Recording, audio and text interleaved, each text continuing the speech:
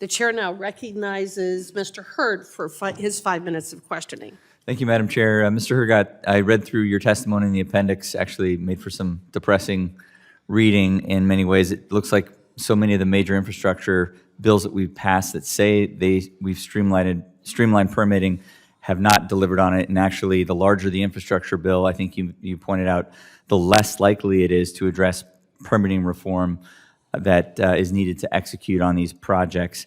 One of the points that was raised earlier had to do with the page limits in the Fiscal Responsibility Act. One of our colleagues mentioned the 150-page limit for environmental impact statements and the 75-page limits for environmental assessments. Mr. Hurd, are appendices to these reports included in those page limits? Absolutely. Absolutely not. So agencies can just offload analysis into appendices? Absolutely. Okay, so the bloat remains. Yeah, absolutely. In your testimony, thank you for that. In your testimony, you also noted that in many NEPA cases, the goal of litigation isn't to improve environmental outcomes, but to exhaust capital and stall projects that are no longer viable. Where's the funding for this litigation coming from? It's coming from a cast of characters. They fundraise off of NGO money, but they also fund it off of groups that are actively fighting against fossil fuels. And in many cases, it's not even the environmental NGOs; it's competitors that have a different energy source, and/or it's private property landowners. At the end of the day, it's a cast of individuals that have their own set of motivations. Are you aware of any instances where government grants or proceeds from prior environmental settlements are used to finance those lawsuits? I'm not aware. Okay. You note that the Inflation Reduction Act gave $350 million for permitting support, but that the delays persist.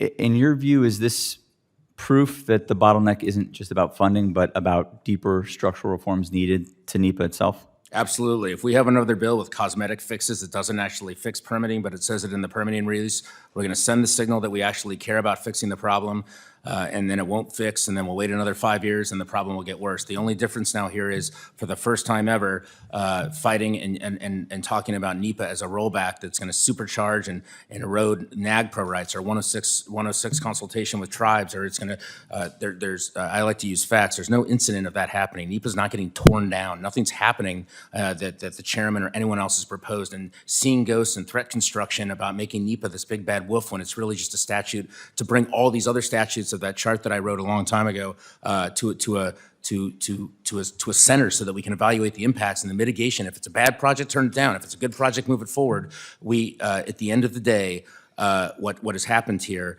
is that on the front end, to your point, is that project sponsors on their own are spending that money to inoculate from an opposition and a theory that hasn't even been invented yet.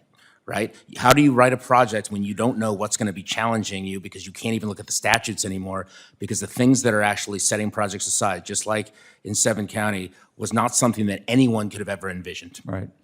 Mr. Mergen, I have a question for you. I read through your testimony and understand your point about the need to look at the FRA and how it's being implemented and wait and see.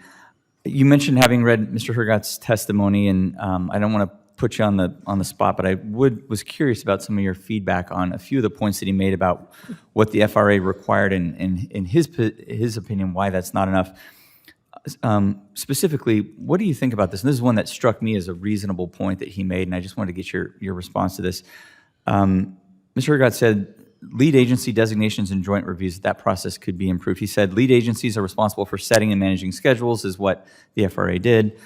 And his point was his criticism of it was that lead agencies were given responsibility without authority. They cannot compel cooperation, override disputes, or penalize delay. In practice, they're accountable for slippage, but powerless to prevent it.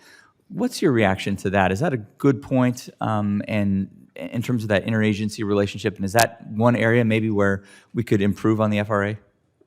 Yeah, so I think that the lead agency aspect of this is an important one. I think it is important to have one agency take charge and manage the process. I think there are a lot of innovative ways to manage the process. We haven't really talked about dashboards today, but I think there is good evidence. I think Mr. Hurd talks a little bit about that too, that dashboards can be very effective.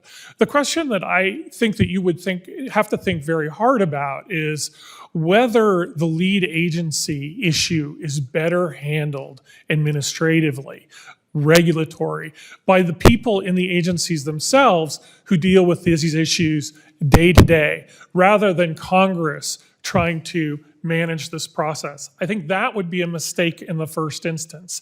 And I think, to go back to some of my prior testimony, what we have is a very confusing situation created by the Department of Interior with regard to guidelines versus regulations and different direction on public participation to different agencies. All of that, to go to your excellent point about lead agencies, is going to make that extraordinarily difficult.